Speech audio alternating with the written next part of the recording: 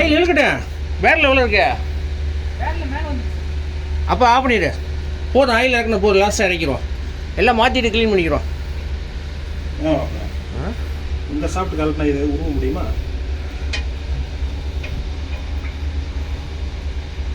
லூஸாக இருக்கு. இது வெளியே இப்படி தள்ள முடியுமான்னு பார்க்குறேன். அது இருந்தால் இதை டிஸ்டர்ப் பண்ண வேண்டியது இல்லை. இதை மட்டும் இது பண்ணிவிட்டு இது பண்ணிக்கலாம். ஆயில் சீல் எங்கனக்குள்ளே வருது?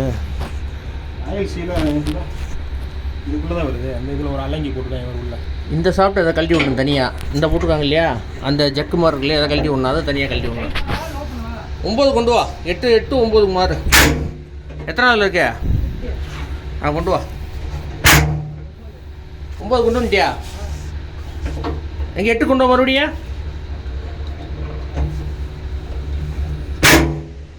ஆ 9 டேஸுக்கு தான் மாறு. 9க்கு மாறு.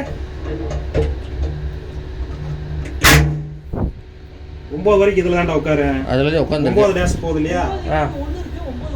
அதான் 9. இப்போ 9 டேஸில் இருக்கா? அடுத்து பார்த்து. சரி, அடுத்து 9 டேஸ்க்கு மாறு.